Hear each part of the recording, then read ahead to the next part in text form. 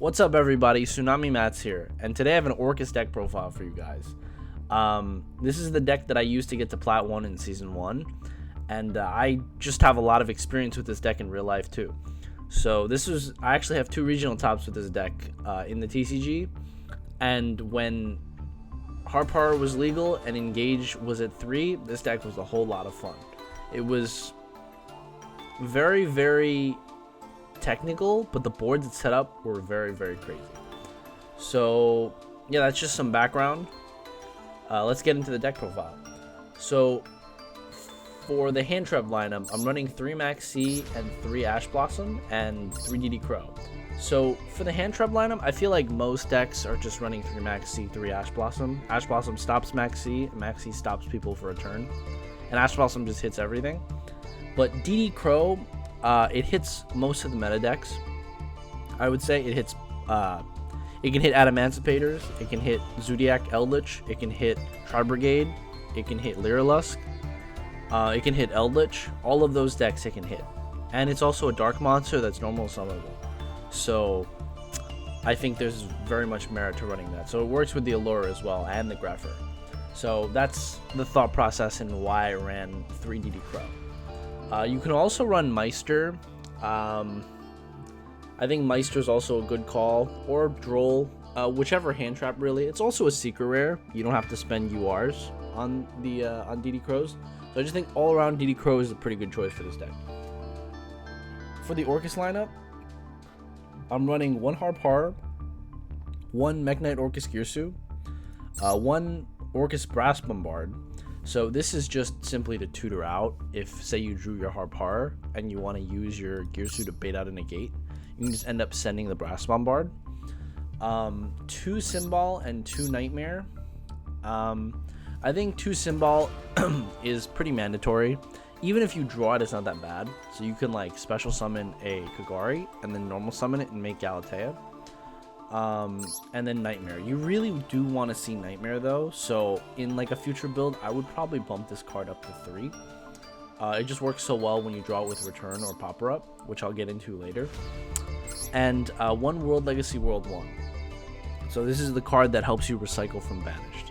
So it's just good all around. It's also good for the turn 1 combo. So the card is just very, very strong. 1 Gizmek Orochi. So Gizmek is just there because you could send it off Nightmare or Armageddon Knight or Scrap Recycler. The card's just very, very strong, and it's really good when you need an extra extender. And also it just boosts Sub-Zero Boros like crazy. So for the actual dump package, I'm running 1 Scrap Recycler just because it does the same job as Armageddon Knight, 1 Dark Grepher, 1 Armageddon Knight, and 1 Reinforcements of the Army, which searches these 2. So basically I'm running 1, 2, 3, 4, 5 normal summons essentially. And then you have a bunch of other extenders. So like you have 2 card normal summons like Symbol and Hornetrones, Symbol and Engage, Symbol Gizmek. So you just have a whole bunch of combinations. I don't feel like you need that many normal summons in this deck, but it could be looked at. 1 Foolish Burial. Foolish Burial actually is a combo by itself.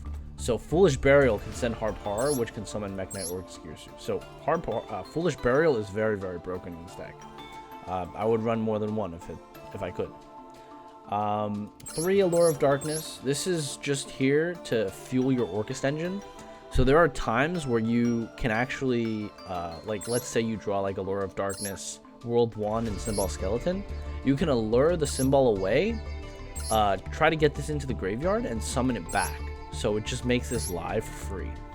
It also, if say your opponent has Lancia, you can Allure of Darkness. If say they didn't shotgun it in the standby phase, you can Allure of Darkness and basically play around that. And you can have Galatea set the counter trap. So it is very, very strong. Allure just acts like an extra resource basically because your banish pile is kind of your resource in Orcust as well.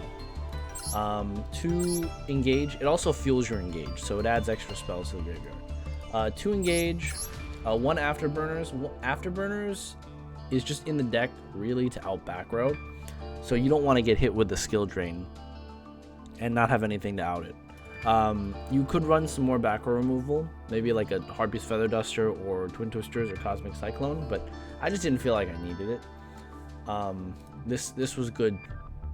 Eagle Booster maybe could be considered to protect maybe your Galatea, or Eagle Booster actually is also an out to skill drain. So if you have Dingirsu summoned in the extra monster zone, you can activate the effect and then chain to the effect with Eagle Booster to make it unaffected, and then it would out a skill drain. So the more you know. One Mega Phantom Beast, Sky Striker Hornet Drones. This is just to summon Kagari. Basically gets your engage back. 2 Widow Anchor. This is probably the strongest like quick play spell. This card alone can end turns. You can also set this card, get 3 spells in the graveyard, and use your IP and whatever monster you stole to make Unicorn. So it's very, very strong. Same thing with Shard Cannon. You can basically, like, let's say they want to bring Ray back. You chain the Shard Cannon, summon their Ray back, and you can either use the Ray to summon a Kagari, or you can use their Ray and your IP and Unicorn something away. So very, very strong card. 1 Orchestrated Babel and 1 Orchestrated Crescendo. These are just one-ofs. They're just there because you need them with your Orcust engine. And then 2 Orchestrated Returns. I would run 3 if I ran more Orcust count, but I think 2 is like good. It's searchable as well in case you need the extra spell for engage. So there are ways to combo off where you can like manipulate it so your second engage always gets you a draw even when you don't draw that many spells. Just 1 spell in hand and 1 engage will get you at least 1 draw if you set Orchestrated Return off of Galatea. 2 Performapal Popper Up. So this card basically acts like a second return. For anyone who doesn't know, you can send up to 3 cards from your hand to the graveyard. You draw the same number of cards, and then it basically says you special summon up to that many from your hand that are Performapal, Magicians, whatever. That's not important. We purely just care about discarding 3 cards and drawing that many. But the only stipulation is you burn for 1,000 life points for each card in your hand if you didn't special summon any Performapals or Magicians. So you do lose some life points here, but it's totally fine. It's not a big deal. You're able to get your engine going. That's what's important. It's also just a budget orchestrated return. So yeah, that's the main deck. If I had to make any changes, I'd probably bump Nightmare to 3. You really do want to open it. And opening it's not the worst thing in the world. The only thing is it's just not normal summonable, but even opening it's not the worst thing in the world. And when I have more URs, maybe triple Upstart Goblin in this deck, but I don't think it's necessary. It is very, very strong though. And if you're gonna run like Orcust and Pure Striker, because you basically have most of the expensive cards, I think Upstart is definitely worth investing in and getting. So for the extra deck, I'm running 2 Dingirsu. This is just like really standard for a lot of Orcust decks. Really nothing to it. It helps you recycle back your monsters from Banished, and it can non-target send a card to the graveyard, which doesn't destroy and doesn't target. 1 Zeus. So a lot of the times your Girsu can make Dingirsu, which makes Zeus. So Zeus can just clear boards, and then you can make your plays afterwards. Very powerful card. You don't make it that much, unlike the TCG, because Girsu is only at 1. Girsu is like the powerhouse for making Zeus. Because if you normal summon the Girsu, you send whatever you need to send. You send your Harp or your Nightmare. You generate a token, make Link Kuriboh, make Galatea. Use Galatea to send a card to the graveyard to force something out. And Dingirsu even protects itself. But unfortunately, if you have to use the protection effect, you won't get a Zeus with 2 materials. You only have 1. But regardless, you use the Dingirsu to bait something out. Then you make Zeus. Zeus baits another thing out. And then you can play. So you played through 2 disruptions with a single Girsu, essentially. 1 Link Kuriboh. This is for your Girsu token, and on the off chance that you draw Brass Bombard and any other Orcust monster, so you draw Brass Harp, Brass Cymbal, Brass Nightmare, it can make your engine live. So It's just good to have. It's a Link 1.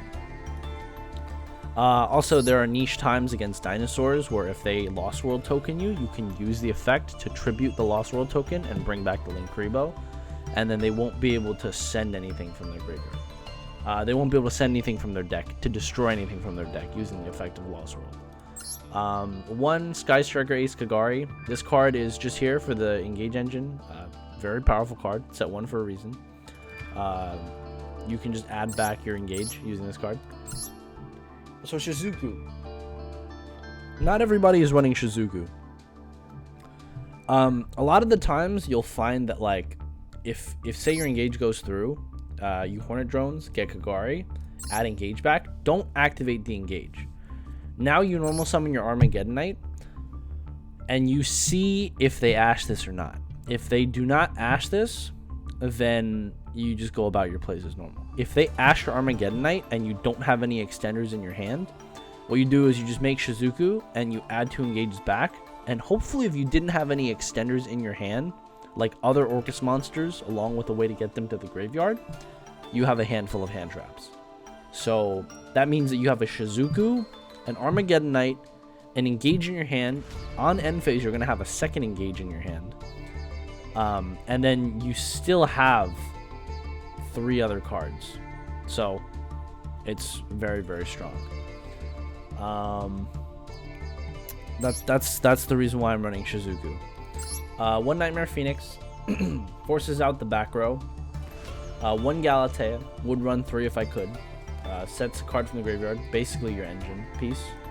Very powerful card. One IP, I would probably run 2, honestly. You could cut Barricade Borg, but it really does help when you have like Nightmare or Harp Engrave and you have Engage or Hornet Drones. Because if you can get any 2 monsters on the field, you can make this to discard any card in your hand. So it does come in handy.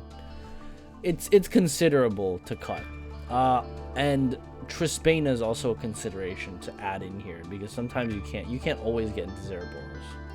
Like Trispana can also blow up boards, blow up back row multiple times. So, one Brood Enforcer. So for anybody who's a TCG player, this card is not around in the TCG. I think it's in one of the OCG exclusive packs. But you can discard a card, target a card your opponent controls, and basically it forces out some sort of reaction, some sort of response. They can discard a card of the same type to negate it, but it's basically like, if they have no cards in hand, then you can force things out. You can also use it when you're locked into darks. So it's a dark that clears monsters that can let you climb into Unicorn or Longirsu. There's nothing to not like about it. It's also a discard. Longirsu. So this card helps you recycle your cards back into the deck. It also helps you climb into Zeraboros or Access Code. So overall, very, very good. You can make this turn 1, get it to grave, revive it later, and just have a Link 3 to climb into like Zeraboros or Access Code turn 3. So it is a very, very strong card. Also, non-target sends. So it's just another form of removal. So say your opponent has some crazy card like Eldritch, the Golden Lord, that's 3,000, can't be destroyed by card effects. You can summon this if they have it in one of the link zones that it points to, and just send it to the graveyard. Zeraboros, this guy is a monster. If you're able to get a lot of monsters banished, you can summon this guy. It's like a Gren Maju, except way easier to summon, and it also blows up the board when anything's summoned to a link zone. So you can set this card up, or you can set up IP, and then like any way to get 3 summons or like 2 summons. If you can set up IP Galatea against Eldritch, you can make Zeraboros on their turn. It won't be able to be destroyed by card effects, and then you can activate Gizmek or Harp or a Symbol to bring Dingirsu back. Summon anything to a zone this points to. When they set 5, you blow up the board and you just win, because they can't do anything. Next turn, you just kill them, because you just banished like 10 cards, and then you just summon Dingirsu plus this, the game is over. Access Code. So for the times when Zeraboros is not beefy, or you need to clear a board full of cards, you summon Access Code Talker. And Access Code plus Dingirsu plus 100 additional damage is just game. So typically Axis Code is your kill. It's also very, very good to make with your lone unicorn that you IP'd with. You used IP to make the unicorn, and then the following turn you can just use that to make Axis Code. Very, very smooth, very, very fluid. It's just a generic card. Why not run it?